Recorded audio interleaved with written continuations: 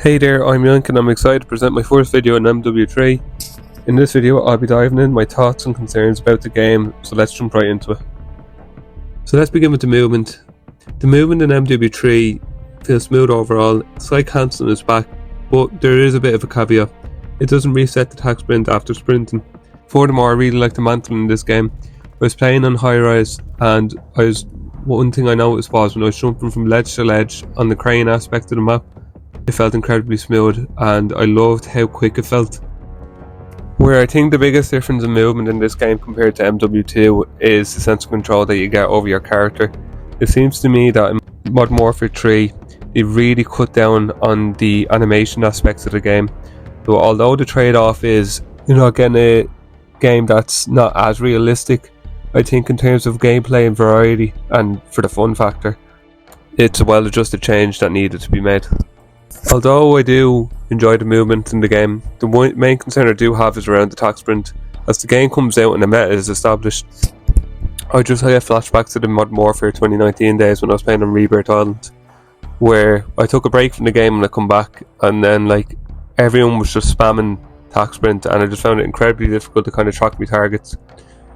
I know it's easy just to say get good scrub, but for me who just casually plays the game and enjoys playing other shooters and comes back to it, I just think it's a concern that I might have. Although it's a problem that I probably only have an issue with, but as a meta is established and you jump from game to game over time and you come back to it and then the skill gap further increases, I just think it makes it very difficult to get back into a game. Other concerns I have with regards to the game is to do with the performance and the progression system.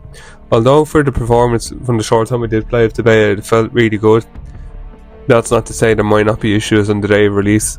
I find with multiplayer betas they're more used as a marketing trick to get people to increase their pre-orders and get a feel for the game, rather to actually play test and crash the servers and give actual bug reports of the game. Furthermore, with MW2, the game released in a really buggy state, and even when Warzone 2 came out, it was even worse, and the game probably should have been delayed by at least 3 to 6 months, as that was around the time frame when the game actually felt stable. Additionally, what Sledgehammer Games needs to do is to focus on progression systems for unlocking attachments. I don't know how they'd go about doing this, but I think just overall trying to simplify things would be a great start. An idea I had in my head was to kind of revert back to the Modern Warfare 2019, however don't have it as high of a level. I remember playing that game back in the day and up to playing around 70 levels before you got your level maxed out. Whereas in this game you are focusing on multiple weapons at a time with a smaller level cap for each individual weapon. Another issue I feel like might arise was when looking back at Warzone 1 for example. I remember after Modern Warfare 2019 I hadn't bought Black Ops Cold War or Call of Duty Vanguard, and after taking a bit of a break for the game, the meta was completely different and all the Modern Warfare weapons that I had maxed out, they weren't as viable or competitive when compared to the Vanguard weapons and the Black Ops weapons. An issue casual players might come across is by being outgunned by the most up-to-date weapons of that year.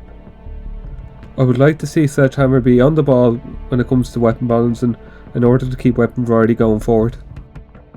So with that being said, should you buy the game? It's a bit of a tricky one. Although I'm liking a lot of the changes for Modern Warfare 3, it really does feel like all these changes should have been carried over from Modern Warfare 2. So although I appreciated during Modern Warfare 2 the changes that they tried to make, I don't really think they caught on. Furthermore, people are criticising, and I think rightly so, of just reusing old content from the original Modern Warfare 2 for this game, and I think that's a valid concern. However, the fun factor is definitely there with this game, and I think there is enough improvements to the game to be considered a brand new Modern Warfare game. I think hold off on the pre-order until the reviews come out. Additionally, Modern Warfare 2 was plagued with bugs on release, and important for the general public just to vote with their wallet. So those are my kind of thoughts and concerns on the game. I'm really looking forward to the game coming out, but we'll have to wait and see how the final release pans out. And if you liked this video, give it a thumbs up, and if you didn't, a thumbs down. And I will see you next time. Yoink out. Son so dumb, IQ 21. He tried to make friends, but they call him Ching Chong. He eat the wonton, but he fat like Kim Jong. He's so ugly when he smile, he look like the King Kong. My son useless, can't play ping pong. He tried to get a date with the girl Soo Young, but she said hell no, cause he not the handsome. And my son so broke, can't buy the dim sum, yeah.